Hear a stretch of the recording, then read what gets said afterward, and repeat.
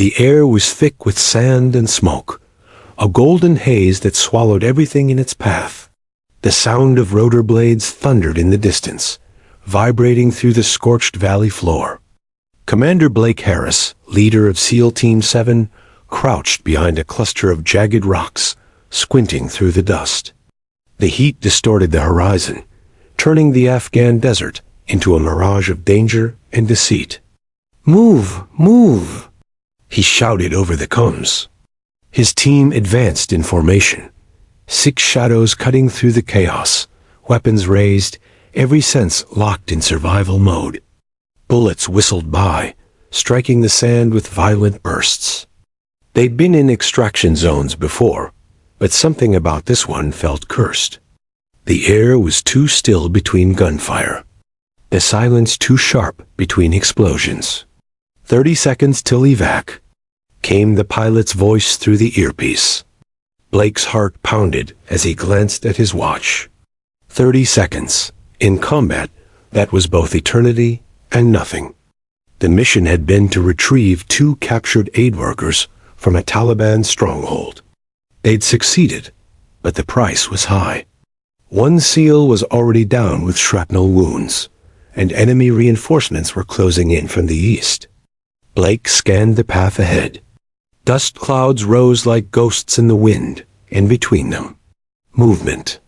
At first, he thought it was one of his men, until he saw the figure limping, clutching her arm, blood trickling through her torn sleeve. The glint of a use patch caught his eye. She was a soldier, a woman, judging by her smaller frame, her hair half hidden beneath her helmet. "What the hell?" Blake muttered, lowering his rifle slightly. The woman stumbled closer, her eyes unfocused, her breathing ragged. She looked like she'd been walking through hell. "Commander, we've got contact left."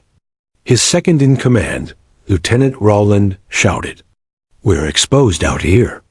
Blake hesitated. The soldier's uniform was scorched, name tag unreadable.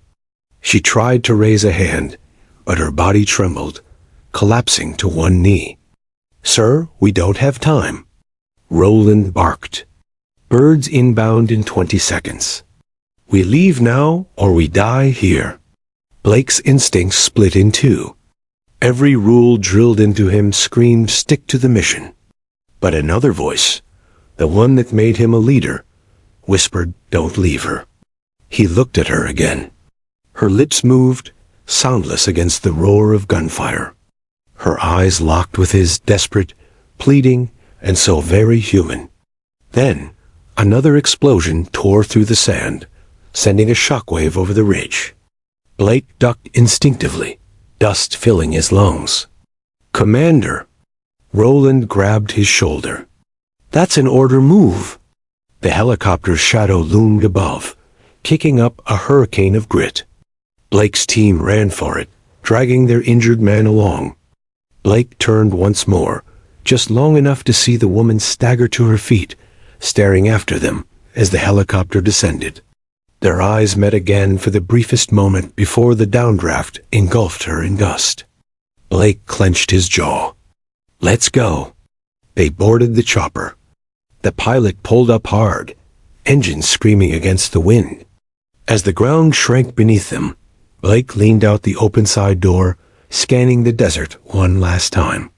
Through the swirling sand, he could barely make out her silhouette, a lone figure standing amidst the ruin. Then, the image vanished beneath the rolling waves of dust. The flight back was silent, the kind of silence that burns. Inside the chopper, the men tended to their wounded teammate.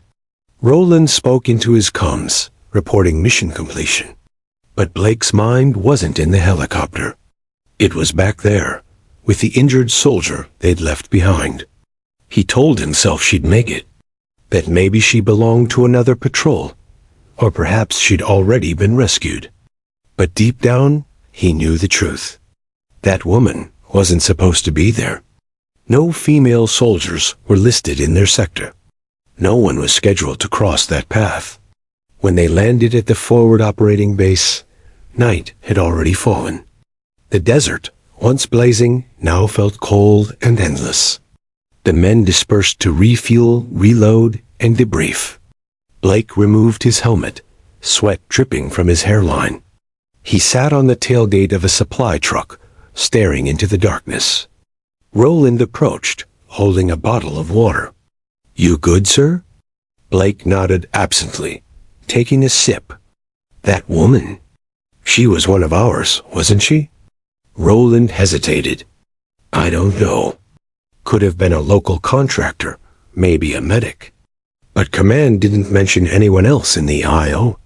Blake stared at him. "You saw the patch. U.S. Army. She wasn't local." Roland sighed, rubbing his temples. "Look, Commander, we did what we had to. You made the right call. If we'd stopped, we'd all be dead." Blake didn't answer. He looked down at his gloves, still caked with the same dust that had covered her. He couldn't shake the image of her eyes. That look wasn't just fear. It was recognition, as if she'd been waiting for them. Later that night, Blake sat alone in the operations tent. He pulled up the mission feed on his tablet, watching the body cam footage frame by frame. There she was, limping, bleeding, turning toward the camera. Her face flickered in the static, like a ghost frozen in time. He replayed the moment over and over, each time hoping to see something different. Maybe a signal that she was okay, maybe proof she wasn't real. But she was. Flesh and blood. "Who were you?" he whispered to the empty room. Outside, the desert winds howled against the canvas walls.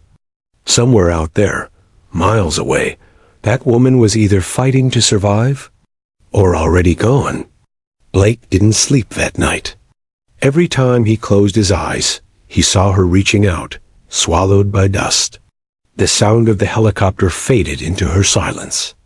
By dawn, his decision was already haunting him.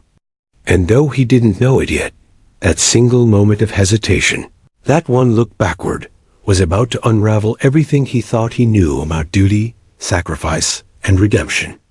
Because the woman they left behind wasn't just a soldier. She was Sergeant Amelia Rowe, and her story was far from over. The world around her was a blur of sound and sand. The explosion had thrown Sergeant Amelia Rowe face first into the dirt, knocking the wind from her lungs. For a long moment, she didn't move. The smell of burning metal filled her nostrils. Somewhere in the distance, gunfire rattled like thunder. When she finally pushed herself upright, pain shot through her arm, hot, searing, and deep. Blood soaked through her torn sleeve. Her rifle lay half buried a few feet away, its barrel still warm. She crawled toward it, fingers trembling, gripping the weapon as though it were the only thing keeping her anchored to life. Her vision swam, and she tried to remember where she was. The convoy. Yes. They had been transporting medical supplies to a forward base when the ambush hit. RPGs, machine gun fire, chaos from every direction. She remembered diving for cover, shouting for her men, and then the explosion. Everything after that was darkness. Now there was only silence. And fire. Flames licked at the remains of their Humvee. Bodies were scattered in the sand, motionless. Amelia's chest tightened as she recognized the insignia on one of them. Private Mills, barely 21. She had trained him herself, taught him how to stabilize wounds under pressure. Now he was gone, eyes staring blankly at the sky. She forced herself to look away. Morning had no place here. Survival did. She checked her watch. It was shattered. Her radio? Dead. Her canteen was cracked, leaking what little water remained. Everything she had relied on was either broken or burning. Then, through the rising smoke, she saw movement. 6 figures darting through the haze, weapons drawn, heading north toward the evacuation point. She blinked hard, squinting through the dust. American soldiers. For a moment, Hope surged through her chest. She tried to stand, but her leg gave out. She stumbled forward, waving weakly. "Hey!" she shouted, voice cracking. "I'm here. Don't go." But the wind carried her words away. The soldiers didn't stop. One of them, the tall one in front, turned his head briefly, locking eyes with her. His face was shadowed behind goggles, but she saw hesitation. Then he turned back and kept running. Moments later, the helicopter lifted off, its rotors sending a storm of dust that nearly knocked her over. When she opened her eyes again, they were gone. She fell to her knees. For the first time since the ambush, fear took over. "No," she whispered. "Please, no." The wind answered with silence. Amelia sat there for a long while, the adrenaline slowly draining from her body. Every part of her hurt. Her shoulder burned, her ribs ached, and her lips were dry enough to crack.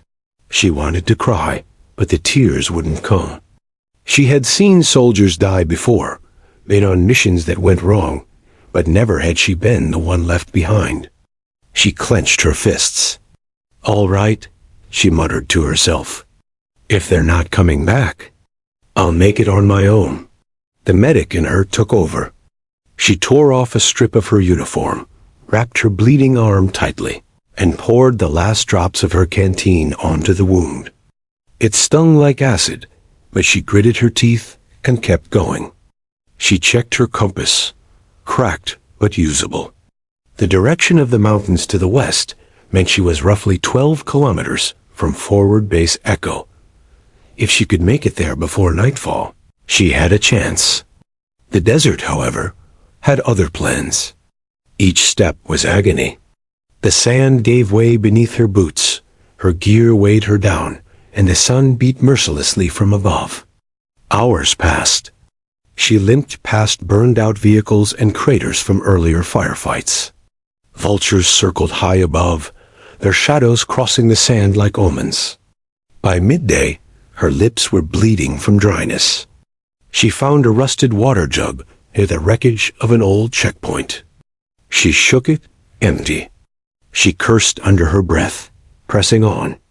When dusk began to fall, the world turned cold. The desert heat vanished, replaced by biting wind.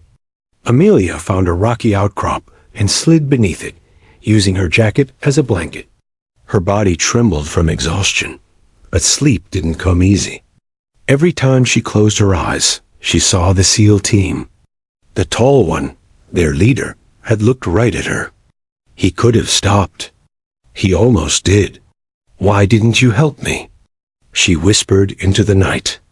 Her voice cracked, more from emotion than thirst. But deep down, she understood. Combat decisions were never simple. Maybe they thought she was one of the dead. Maybe they were under fire. Or maybe, and this thought hurt most, she simply didn't matter enough. Somewhere out in the darkness, a wolf howled. The sound echoed through the valley. Amelia's hand tightened on her rifle. She forced herself to breathe slowly, conserving energy. At dawn, she rose again. The pain was worse now. The wound in her arm had started to swell, and the skin around it burned with infection. She ripped open a small medical pouch she had scavenged from Mill's body and used alcohol wipes to clean it. It wasn't enough, but it kept her going. She walked again, her steps dragging. The sun rose higher, relentless. Her mind began to wander. Flashes of home, her younger brother's laugh, the smell of rain in Virginia. She used those memories to push forward, one step at a time. By midday, she reached the remains of a small village, abandoned, the buildings crumbling, sand piled against the walls. She searched for supplies, but found only dust and silence. In one half-collapsed house, she discovered a rusty bucket with a few drops of rainwater. She sipped it carefully, every drop a miracle.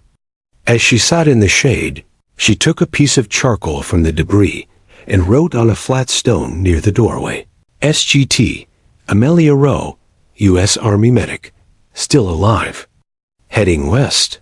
If anyone came after her, they'd know she had fought to the end. When the sun began to sink again, painting the desert in gold and crimson, Amelia stood, her body trembling, but her resolve unbroken. "Not yet," she murmured. "You're not taking me yet." She adjusted her rifle strap, fixed her helmet, and began walking once more toward the fading light, unaware that, back at the base, the SEAL team she'd seen was realizing the horrifying truth. She wasn't just some injured stranger. She was one of their own, and they had left her to die. The desert morning was deceptively quiet. Sunlight bled through the canvas of the operations tent, streaking across maps, rifles, and half-empty coffee mugs. Commander Blake Harris sat at the end of a long steel table, eyes fixed on the mission report in front of him. The room buzzed with faint radio chatter, the kind that filled silence but didn't ease it. They had completed the rescue operation successfully. The hostages were safe, their own losses minimal. On paper, it was a victory. But Blake didn't feel victorious. Every time he blinked, he saw her, that injured soldier stumbling through the dust, bloodied but alive. Her eyes had burned into him like coals. He hadn't slept. He couldn't. "Commander," Lieutenant Rowland said, stepping into the tent with a folder in hand. "Intel from HQ just came in." Blake looked up. "About the captives?" Rowland shook his head. "No, sir." "About that woman." The words hit like a jolt. Blake sat up straight. "What woman?" he asked, playing dumb, though they both knew who. Rowland hesitated before placing the folder on the table. "You might want to see this." Blake opened it. Inside were incident logs from neighboring units, patrol routes, personnel records, and one transmission report that made his blood run cold. Status: missing in action. Name: Sergeant Amelia Rowe Unit, 4th Combat Medical Division. Last contact 48 hours ago. Sector D7 notes: convoy ambushed. Presumed Kia. Body not recovered. Blake stared at the page. His pulse quickened. "Sector D7? He muttered. "That's our sector." Rowland nodded grimly. "Exactly. Her unit was supposed to be a few clicks east of our drop zone. Intel thinks she might have tried to make it back on foot." Blake's jaw tightened. "We saw her." Rowland looked up. "Sir?" "We saw her," Blake repeated quietly. "On the way out. She was right there, in the open. I thought—" He stopped, his voice catching. "I thought she was from another squad. I thought she had backup." The tent went silent, except for the faint buzz of the generator outside. Rowland's expression shifted, from confusion to guilt. "You think she's still out there?" Blake didn't answer. His mind was already spinning, replaying the scene over and over, every detail burning into his memory. Her torn sleeve, the blood, the way she tried to speak but couldn't. She wasn't just a random soldier. She was his responsibility now. "Contact command," Blake ordered. "We need permission to go back out." Rowland frowned. "Sir, we just got back from a firefight. The men are exhausted. Command's not going to greenlight a search for one person. You know how it works." Blake slammed his hand on the table, the sound cutting through the air. "She's not just one person, Lieutenant. She's one of ours." Rowland fell silent. After a long pause, Blake stood and rubbed his temples. His voice lowered, calmer now. "Pull satellite feed from D7. If she's alive, I want to know where." Rowland nodded reluctantly and left the tent. Blake leaned against the table, his heart hammering. In his mind, he heard her voice. Or maybe it was just memory, calling out over the chaos. He should have gone to her. One more minute, and he could have pulled her out. But he hadn't. and now she was lost somewhere in that vast, unforgiving desert. Minutes later, Roland returned with a tablet. "We got something." Blake moved closer. The satellite footage flickered, a grainy, heat-detecting feed showing the desolate terrain. At first, nothing but sand and rock. Then, a faint human-shaped heat signature moving slowly west. "That's got to be her," Blake breathed. "Could be anyone," Roland said cautiously. "A local scavenger. A survivor from the convoy." Blake shook his head. "No, that's her. She's still alive." He turned toward the doorway. "Get the team ready." Roland blocked him.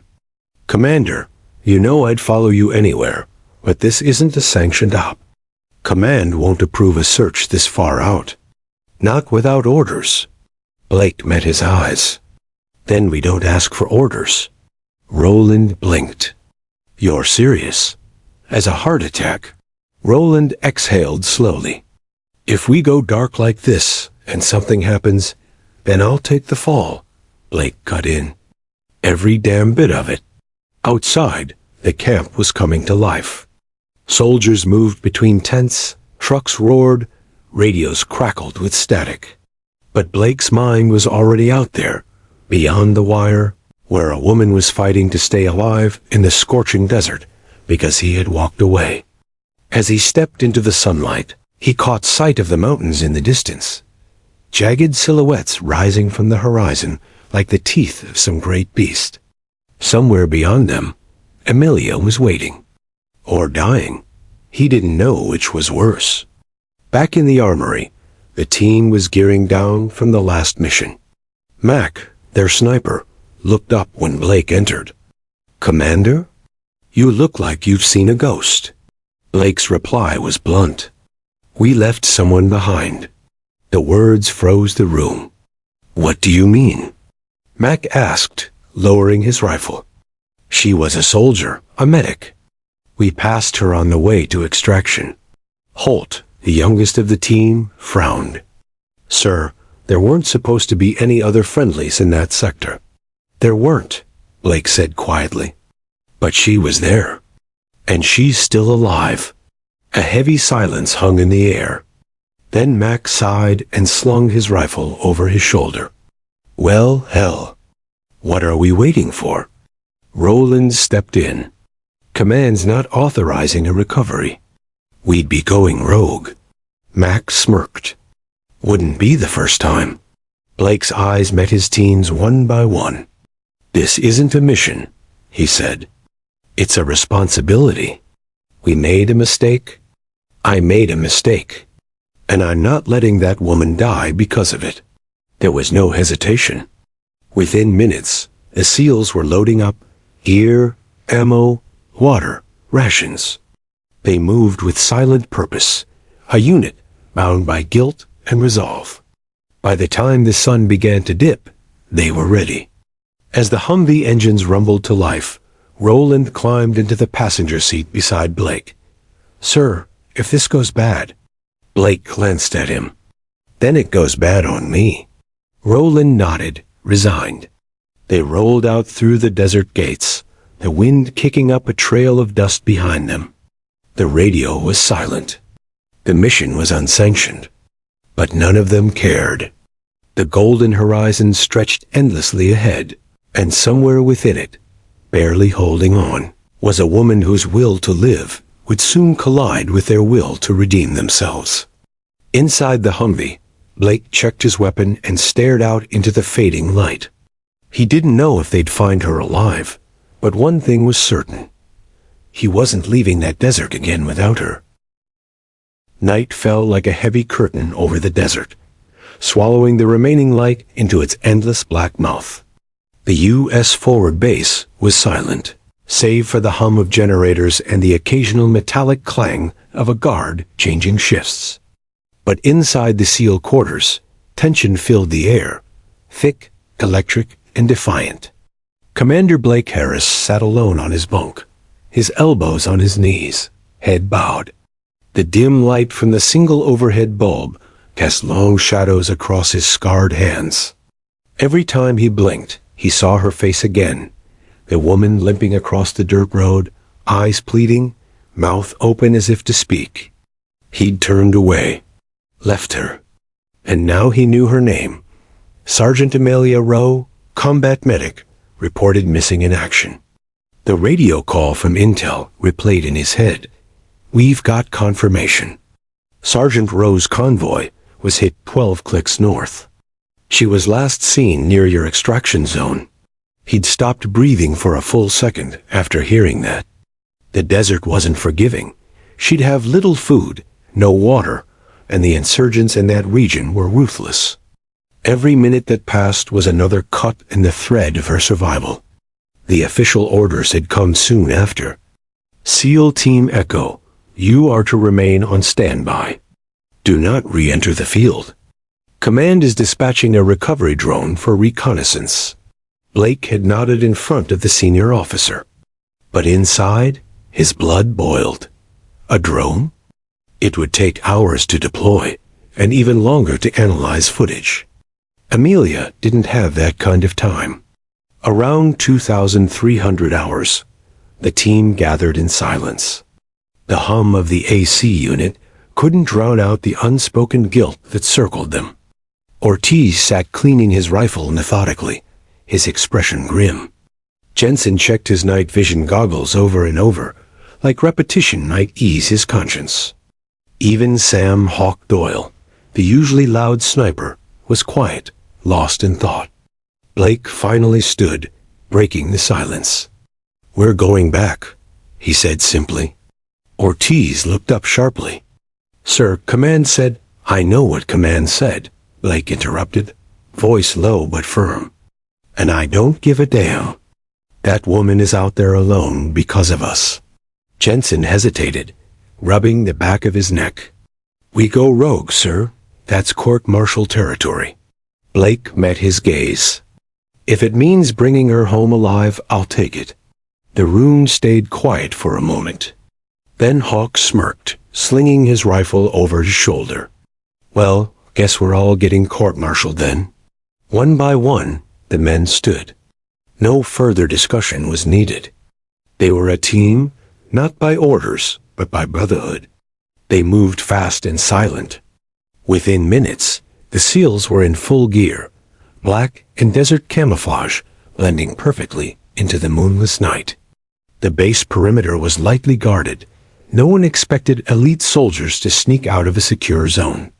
Ortiz cut the lock on the rear gate with practiced precision, and the team slipped into the desert shadows like ghosts.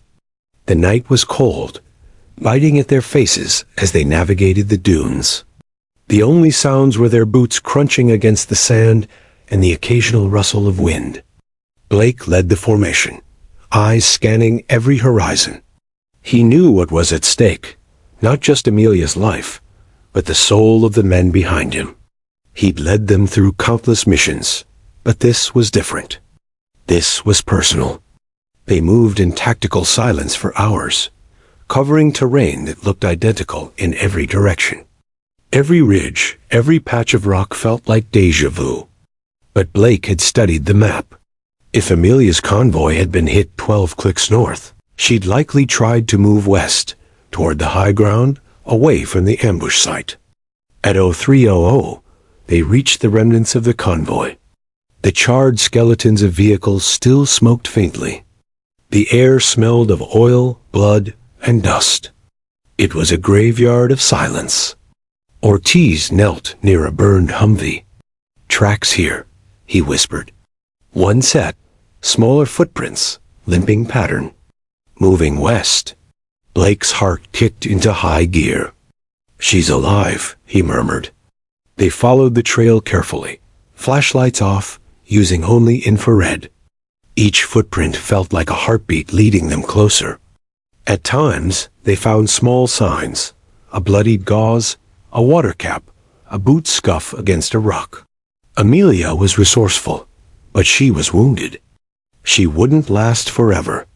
Hours later, they reached a narrow canyon. The terrain funneled into a winding path between cliffs. It was dangerous, ideal for ambushes. The team took defensive positions and advanced slowly. "Thermal scan?" Blake whispered. Jensen raised the scope. "Got faint heat signatures, about half a click ahead. Could be insurgents? Or her."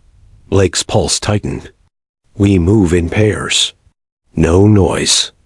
I want eyes everywhere." They crept forward, weapons raised, fingers steady. The desert wind howled through the canyon, masking their approach. Blake felt the weight of every decision pressing on him. One wrong move could mean disaster. But then he saw it, a small flicker of movement near the rocks ahead. Through his scope, he caught a glimpse of a figure, hunched, clutching something metallic. For a moment, he thought it was a weapon. Then he realized it was a medical kit. His throat tightened. Amelia, she was barely conscious, back pressed against the stone, bandaging her shoulder in the faint glow of a broken flashlight. Her uniform was torn, her face caked in dust and blood. But her eyes, they were still fierce, defiant, alive. "Got visual," Blake whispered urgently. "It's her." Suddenly, a sharp whistle cut through the air. Gunfire erupted from the cliffs, insurgents hidden in the shadows. Bullets pinged off the rocks, echoing like thunder. "Ambush! Take cover!" Blake shouted. The SEALs dove behind boulders, returning fire with precision. The canyon lit up in flashes of orange and white. Amelia jolted awake, instinctively grabbing her rifle and firing toward the attackers. Even wounded, her aim was steady. She hit one insurgent clean through the shoulder. Medics fighting back. Hawk yelled, grinning grimly. Grenades exploded, sending waves of dust through the canyon. Blake motioned for cover fire, sprinting toward Amelia. Bullets sliced past him, one grazing his sleeve. He slid behind a rock beside her. "Sergeant Rowe," he shouted over the chaos. "We're here to get you out." Her eyes widened in disbelief. You came back?" "Damn right we did," he said, firing another round. Ortiz and Jensen pushed forward, clearing the path ahead. Within minutes, the SEALs had turned the ambush into a rout. The remaining insurgents fled into the desert, leaving silence in their wake, broken only by the heavy breathing of survivors. Blake turned to Amelia, crouching beside her.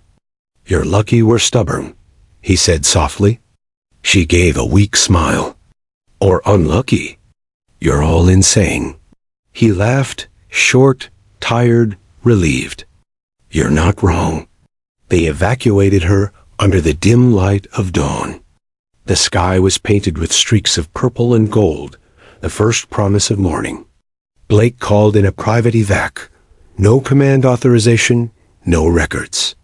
Just one unmarked bird, coming to pick up ghosts who broke every rule for the sake of one life. When the helicopter touched down, Amelia was barely conscious.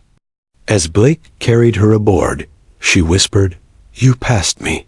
He froze for half a second, her voice faint against the roar of the blades. "I know," he said quietly, "and I won't ever forgive myself for it." Her hand brushed his arm weakly, not in blame, but in understanding. Then her eyes closed, finally surrendering to exhaustion. The SEALs sat around her in silence as the helicopter lifted into the rising sun. No one spoke, but they all felt the same weight, the kind of guilt that turns into purpose. The kind that binds soldiers tighter than any command ever could. Back at base, they'd face questions, reprimands, and consequences. But in that moment, none of it mattered. Because somewhere between the dunes and the dawn, they'd found something more important than orders, their humanity. And for Commander Blake Harris, that was worth every punishment to come. The helicopter thundered across the gray dawn, slicing through the chill desert air. Inside, the SEALs huddled close, their gear clanking softly as they watched over Sergeant Amelia Rowe. She was pale, eyes closed, chest rising and falling weakly beneath the bandages, Blake had wrapped around her shoulder. Every few seconds, her lips parted like she was whispering something. Maybe a prayer, maybe a memory. Commander Blake Harris sat beside her, helmet off, face streaked with dust and sweat. The rhythmic beat of the rotors couldn't drown out the guilt pounding in his chest. He'd made the call that left her behind. And now, even after saving her, he couldn't shake the image of her stumbling across that dirt road, hand reaching for them. Vitals dropping, Ortiz murmured, checking her pulse. She's losing too much blood. Blake leaned forward. How long? Maybe an hour without fluids. Blake cursed under his breath. They were 20 minutes from the forward base, if the pilot kept speed. He hit his comms. Falcon 2, push the throttle. We're losing her. The pilot's voice crackled through the headset. Copy that. Hold tight. The bird jolted forward, engines whining. Outside, the sun began to rise, a blood-orange disk over endless sand. The light spilled across Amelia's face, painting her features in gold. For a moment, Blake saw not a wounded soldier, but the quiet strength of someone who had refused to die alone. Then, her eyes fluttered open. Where ... are we? She croaked. Heading home, Blake said softly. You're safe now. She gave a faint smile. You came back. Yeah, he said. We came back. Her gaze met his, tired but knowing. Disobeyed orders? Maybe, he replied. But some orders don't deserve to be followed. She managed a weak laugh before slipping back into unconsciousness. When the helicopter landed, medics were already waiting on the tarmac. Blake and Ortiz carried her out, voices barking orders around them. Within seconds, she was wheeled into the emergency tent. Blake tried to follow, but a lieutenant blocked the entrance. Commander Harris, you and your men are to report directly to Colonel Vance. Now. The tone wasn't a request. Blake's jaw tightened. She's dying. I'm not leaving her. Now, Commander. For a long second, the two men locked eyes. Then Blake turned away, motioning for his team to follow. They marched across the base under the unforgiving sun, the adrenaline of the rescue fading into dread. They'd broken protocol, violated orders, and stolen a military chopper, all for one soldier. No matter how noble the reason, the system didn't forgive rebellion. Colonel Vance's office was cold and immaculate, every metal polished, every file stacked with military precision. He stood behind his desk when they entered, his uniform perfect, his expression carved from stone. At ease, he said flatly, though his eyes showed no softness. I assume you know why you're here. Blake stood tall. Yes, sir. You were ordered to stand down. Yes, sir. And yet, you launched an unauthorized mission, endangered your men, and compromised the chain of command. Blake didn't flinch. With respect, sir, Sergeant Rowe was alive. Command wrote her off too early.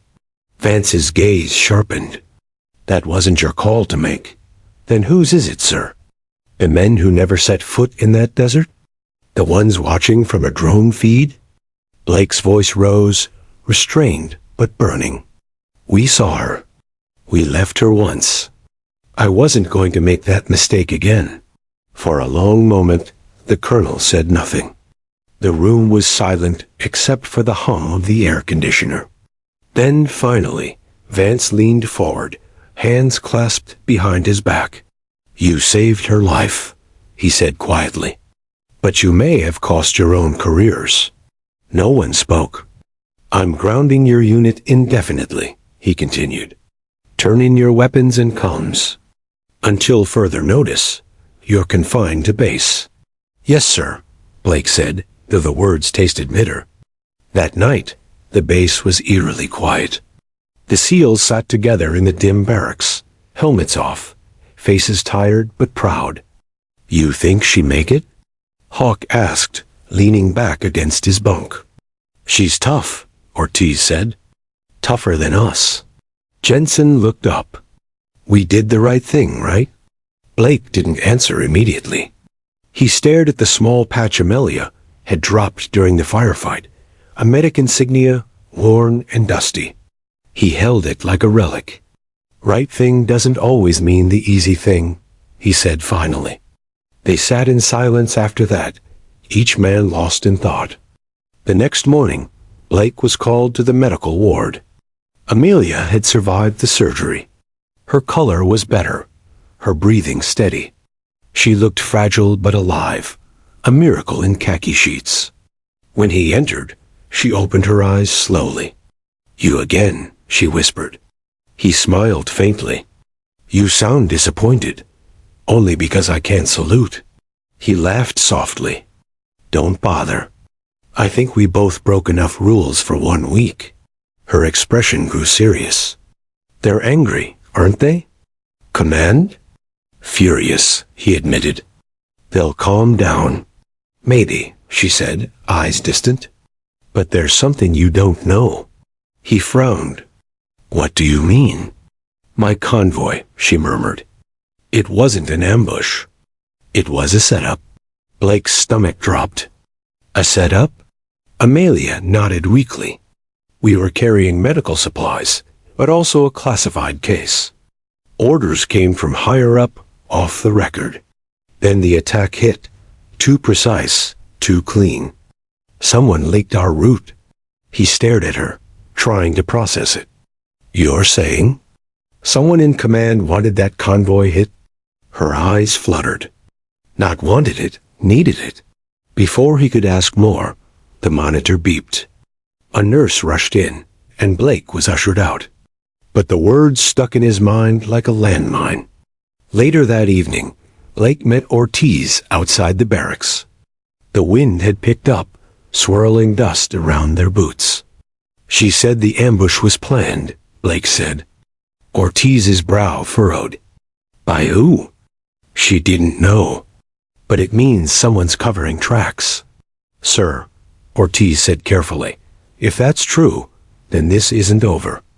And if we push too far, I know, Blake interrupted. But if she risked her life for something worth silencing, we owe it to her to find out. He looked out at the desert horizon, the same one that had almost claimed them. Somewhere out there, the truth was buried, and he could feel it calling. That night, Blake couldn't sleep. He sat by the window, the medic patch still in his hand, and moonlight turning it silver. He replayed every moment, the dust, the blood, the look in Amelia's eyes when she said it was a setup. The base radio crackled suddenly, breaking the silence.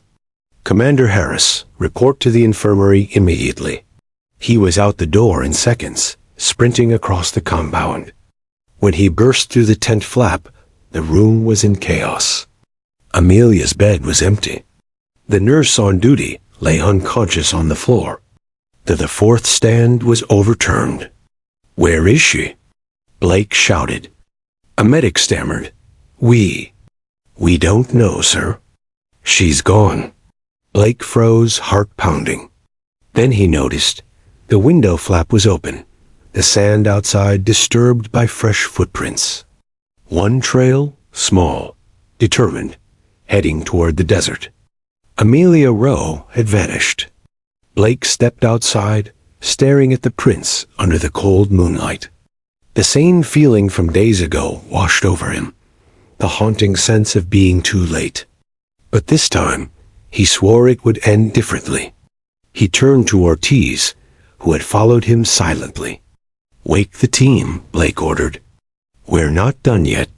Ortiz nodded. What do we tell command? Blake looked toward the horizon. The place where the woman they'd saved was once again disappearing. Nothing, he said quietly. Not a damn word. The desert was silent again. That same endless silence Blake had grown to hate. Only the wind moved, curling around the tracks Amelia had left behind. Her footprints stretched across the sand like fading lifelines. But this time, Blake wasn't letting her vanish. The SEAL team gathered under the faint glow of the base floodlights. Their gear was ready, faces grim. Every man knew what this meant. Another unsanctioned mission, another defiance of command. But this wasn't about rules anymore. It was about survival, hers and maybe their own. Blake pointed to the tracks on the sand. "She's on foot, heading west. Same direction as before," he said. "She's hurt, and she didn't take supplies. That means she's not running. She's leading." Ortiz frowned. "Leading who, sir?" "Whoever tried to kill her before," Blake replied, his tone hard as steel. He didn't have proof, just instinct. But instincts were what had kept them alive through years of war. "Gear up," he ordered. "We move now." Hours later, the SEALs were deep in the wasteland again. The moon was half hidden behind clouds, and the night was colder than usual. Their boots crunched softly over the sand, and every few minutes they stopped to scan for movement. "Footprints are still fresh," Jensen whispered, kneeling to study them. "Less than an hour old. She's moving fast. Must have caught a ride at some point. Or she's being chased," Hawk muttered. Blake adjusted his night scope. "Either way, we keep going." The team advanced in silence. Every dune looked like the last, vast, lifeless waves of dust. But soon, faint glimmers appeared in the distance, lights flickering on a hillside. Ortiz zoomed his binoculars. "Looks like a camp, maybe 20 hostiles." Blake exhaled slowly. "That's where she went." "Sir," Hawk said carefully, "we don't even know if she's there. Could be insurgents, could be smugglers. Or," Blake said quietly, "could be whoever leaked her position in the first place." The men exchanged uneasy glances. It wasn't the first time they'd faced betrayal from within their own ranks. But the idea that someone in command had targeted a U.S. medic, that was a different kind of darkness. They reached the ridge overlooking the camp by dawn. Smoke curled from small fires below. A handful of trucks surrounded a shack made from corrugated metal and tarp. Voices echoed faintly, rough, foreign, and angry. Then Blake saw her. Amelia was tied to a chair in the open air, head drooping, her uniform torn. Two men stood beside her, shouting questions in a language he didn't recognize. One backhanded her across the face when she didn't answer. Rage surged through him, hot and immediate. He gripped his rifle until his knuckles whitened. "Visual confirmed," Ortiz whispered. "Orders, sir?" Blake's voice was ice. "We take them all down. No survivors. Copy that." The team split into positions, silent, precise, lethal. They had done this 100 times before, but never had the mission felt this personal. Hawk was the first to open fire. His suppressed rifle cracked softly, and one guard dropped instantly. Chaos erupted below, men shouting, scattering, grabbing weapons. Blake and Ortiz sprinted downhill, covering each other in synchronized bursts. Bullets sliced through the morning air. Sand sprayed into the wind, blood mixing with dust. Blake's world narrowed to instinct and motion. Shoot, move, reload. He reached Amelia's chair, cutting her bonds with his knife. She slumped forward, barely conscious. "Got you," he said, pulling her close. "You're okay now." Her eyes fluttered open weakly. "You came again?" He smiled tightly. "You keep running. I keep chasing." A grenade exploded nearby, throwing them both to the ground. Blake shielded her with his body as debris rained down. His ears rang, vision blurring. When he looked up, two insurgents were charging toward them. Before he could raise his weapon, one fell backward, Jensen's bullet catching him square in the chest. Ortiz tackled the second, knife flashing once, clean and final.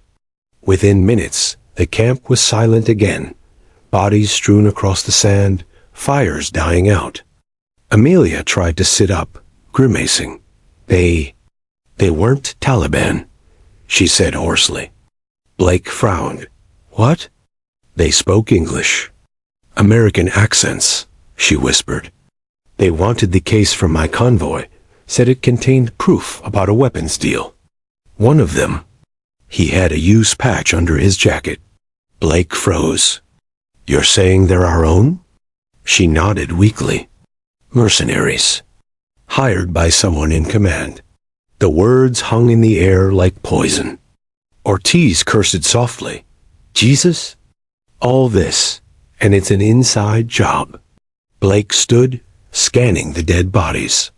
He knelt beside one and pulled the sleeve back. There it was, a faded seal insignia, crudely torn off. His chest tightened. One of us? He turned to Amelia. Why were they after you? Because I survived, she said. And because I knew the truth. Blake helped her to her feet. Then we make sure it gets out. They started their return trek immediately, keeping low and moving fast. The desert seemed quieter now, but Blake's gut told him it wasn't over. Halfway back to base, Ortiz's radio crackled suddenly. Unidentified vehicles approaching from the north. Came a voice. One of the recon drones still under their old command frequency. Multiple heat signatures. Heavy weapons. Blake swore. They're coming to finish it. How'd they find us? Hawk snapped. Tracker, Amelia whispered weakly. One of them. Slipped something in my gear before they tied me up. Blake ripped open her medical pouch. A small blinking device was hidden inside the fabric. He smashed it under his boot, but it was too late. Positions, he barked. We make our stand here. The SEALs spread out behind a line of rocks, rifles aimed at the approaching trucks. The sun was high now, blinding, merciless. The roar of engines grew louder, closer. Moments later, dust clouds rose over the ridge. A convoy of black SUVs and technicals, mounted with guns. They weren't insurgents. These were trained professionals. American gear. American weapons. Friendly? Jensen asked, though his tone made clear he already knew the answer. Blake's face hardened. Not anymore. The first truck opened fire, and the world exploded into chaos again. The SEALs returned fire in perfect coordination. Bullets shredded the sand. Grenades thundered through the ridge. Hawk took out a gunner from 100 meters, the man tumbling off his mount. Ortiz lobbed smoke grenades to mask their retreat, the white clouds mixing with gunfire flashes. Amelia crouched low behind a rock, clutching a rifle she'd scavenged. Despite her wound, she covered their flank like she'd done it her whole life. One enemy soldier crept up behind Blake. Amelia spotted him and fired a perfect shot through his visor. Blake glanced back at her. Nice aim. She grinned faintly. You taught me well. Didn't know I was teaching, he said, reloading. Didn't know I was learning, she replied. The fight dragged on for what felt like hours. Finally, when the last truck erupted in flames, silence fell again, broken only by the wind. Bodies littered the ridge, smoke rising toward the pitiless blue sky. The team was battered, bruised, but alive. Amelia slumped against a rock, breathing heavily. Blake sat beside her, watching the black smoke drift away. You think it's over? He asked. She shook her head. Not until whoever ordered this is exposed. He nodded slowly. Then we go home. But not to base. Her eyes flicked up to meet his. Then where? Somewhere they can't reach us, Blake said, standing. Until we figure out who the real enemy is. He looked back at the battlefield, their own men lying among mercenaries. The line between ally and enemy had blurred completely. As the team started their long march across the horizon, Amelia's words echoed in his head. They spoke English. They wanted the truth buried. And for the first time, Blake realized the war wasn't in the desert anymore. It was inside the very system he had sworn to protect. The desert night was alive with gunfire, smoke, and the roaring pulse of helicopters circling above. Commander Blake Harris led his SEAL team through the jagged terrain, hearts pounding, weapons drawn. They had followed the trail for hours, faint bloodstains, broken branches, and the scattered remains of Amelia's medical pack. Each sign tightened the knot of guilt in Blake's chest. He couldn't shake the image of her limping past their convoy days ago, the way her eyes had silently begged for help as they flew off. Now that haunting stare was the fire pushing him forward.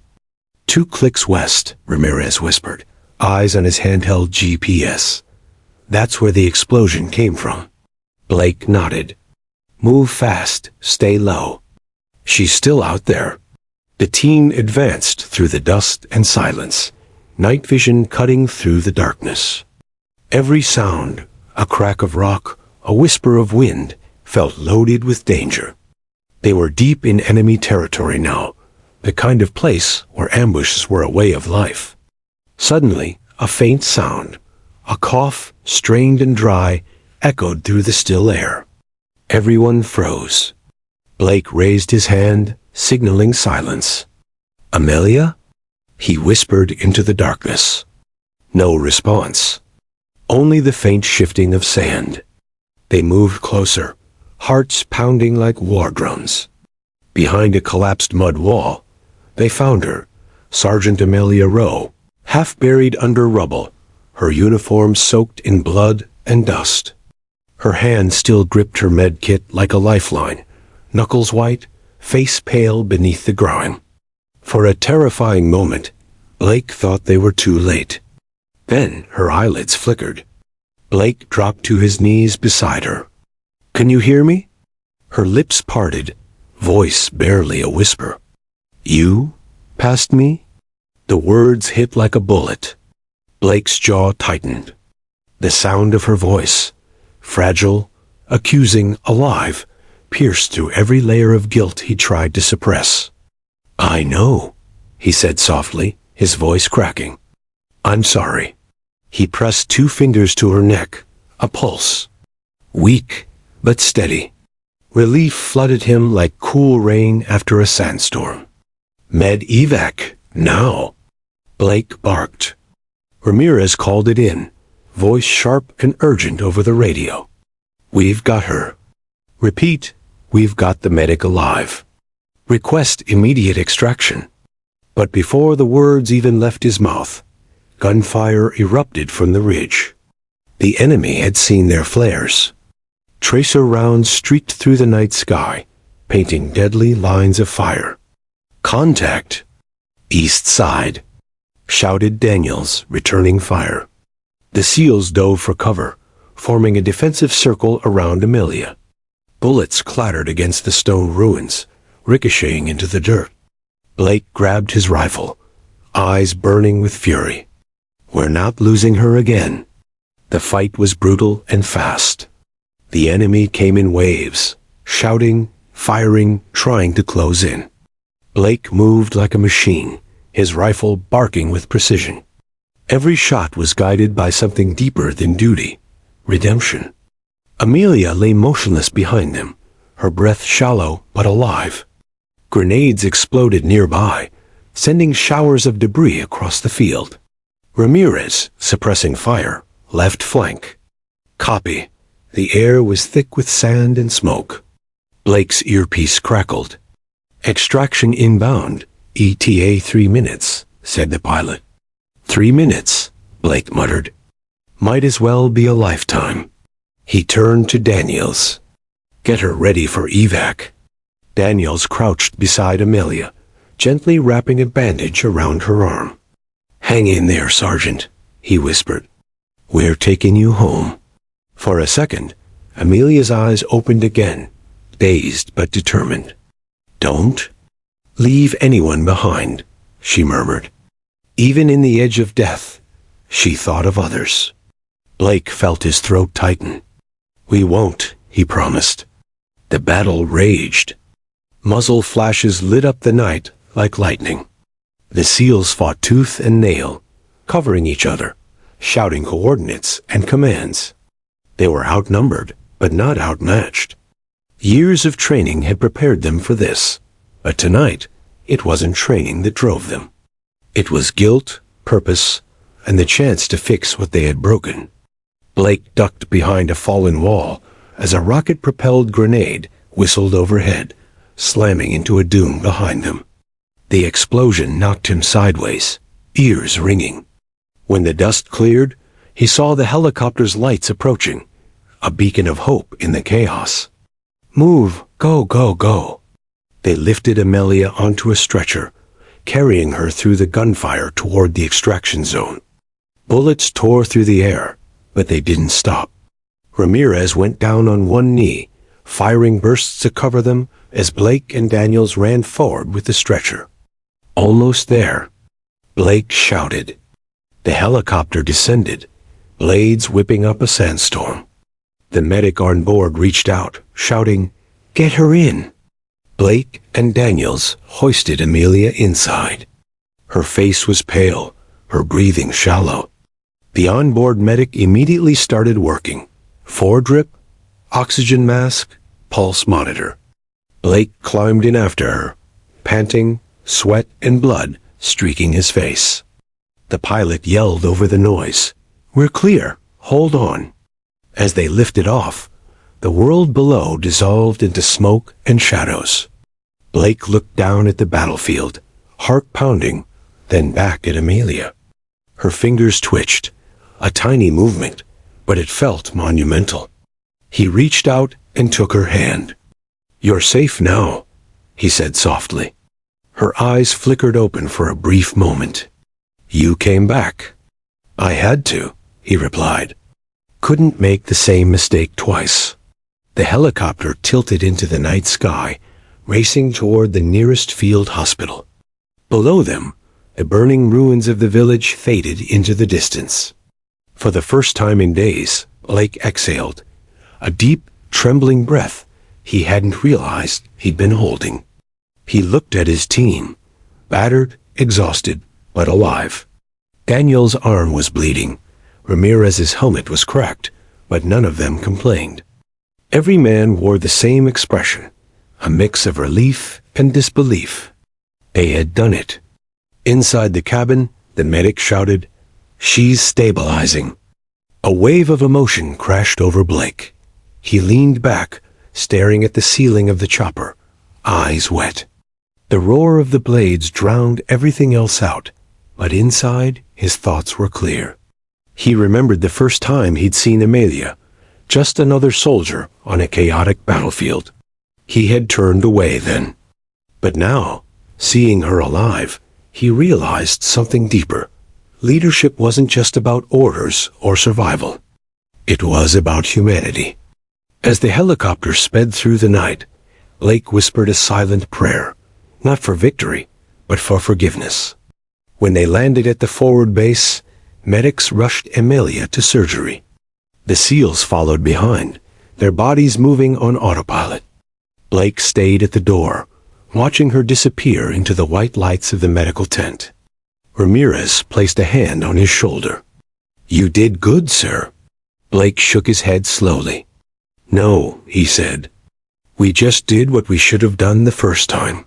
The others nodded silently. The desert wind howled outside, carrying away the echoes of gunfire. Hours later, when the sun rose over the barren hills, Blake sat outside the tent, exhaustion etched across his face. His rifle lay beside him, and in his hand he held a torn piece of cloth, Amelia's name patch. He closed his eyes, whispering to the wind, "You're home, Sergeant." The mission report would later read, "Objective achieved. One friendly recovered. Enemy neutralized." But for the SEAL team, it wasn't just a mission completed. It was a redemption earned in blood, sweat, and silence. And as Blake watched the morning light spill across the horizon, he finally felt the weight lift from his heart. He knew this wasn't the end of their story, but the beginning of something better. Because this time, They didn't leave anyone behind. The hum of the medevac helicopter faded into the distance as Amelia Rowe was wheeled into the triage tent. The sterile smell of antiseptic hit Blake Harris like a wall, and for a brief moment, the harsh reality of war returned. Blood, dirt, and chaos replaced by beeping monitors and fluorescent lights. The SEAL team followed silently, each man carrying the weight of the desert and their mistakes. The air was tense, not with anger, but with relief. Amelia was alive. Against all odds, they had found her, saved her, and survived themselves. Inside the tent, medics worked quickly, checking her vitals, cleaning her wounds, and starting IV fluids. Blake stayed close, hand resting lightly on the edge of the gurney, watching every movement. He couldn't leave her side. He couldn't allow himself to walk away again. "You're in good hands now," a nurse reassured him. Blake nodded, but didn't move. "I'll be right here," he said softly. Amelia stirred, eyes fluttering open. She looked pale but alert. "You," she whispered, voice hoarse. "You didn't leave me." Blake squeezed her hand gently. "I told you, I wouldn't make the same mistake twice." Her lips curved into the faintest of smiles. "Then I guess I owe you my life." Twice. Hours passed as the medics stabilized her condition. The team sat nearby, quiet but uneasy. The thrill of the rescue had passed, leaving a hollow ache in its place, a reminder of how close they had come to losing her. Finally, Blake spoke, breaking the silence. "You scared the hell out of us," he said, trying for levity. "We thought we were too late." Amelia's gaze softened. "I thought I was too late too."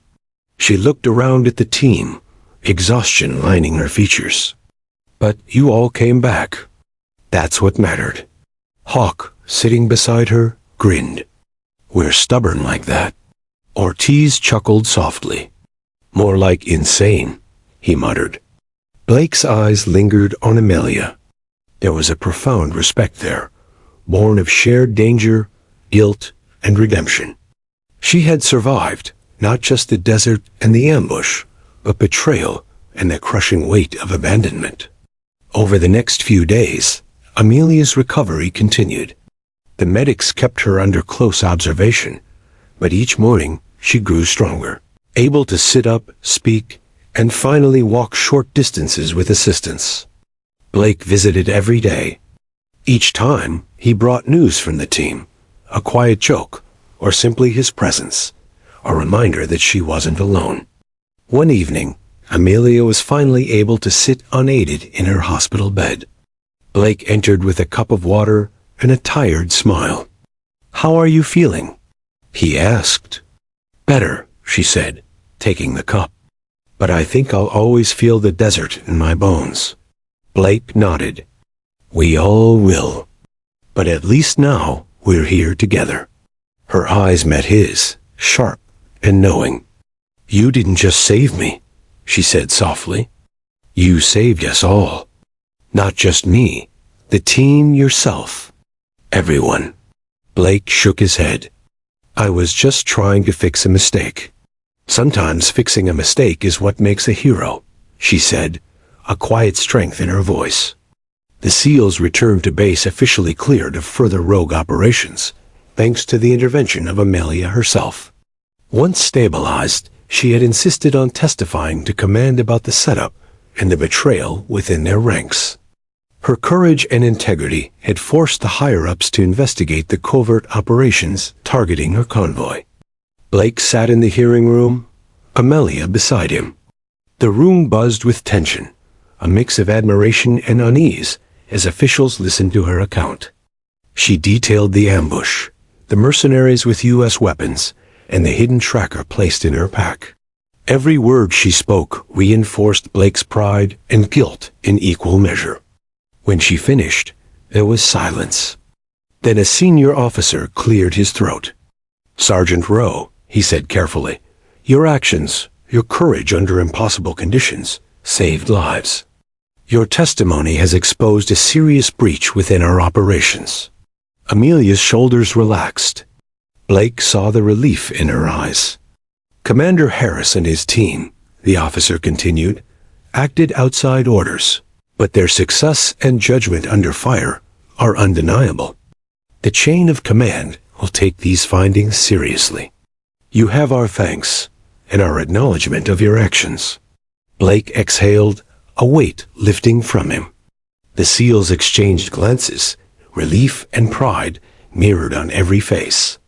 Days later, the desert sun had faded into soft twilight as Amelia and the team prepared for departure from the forward base. Supplies were packed, vehicles checked, and the final briefing completed. Blake walked beside her, silent for a few moments. "You're going home now," he said finally. She nodded, looking out over the horizon. "Yeah, but I'll never forget the desert or you all. You came back for me, twice." He smiled faintly. "And we'd do it again if we had to." She tilted her head. "Even knowing what's out there?" "Even knowing," he replied firmly.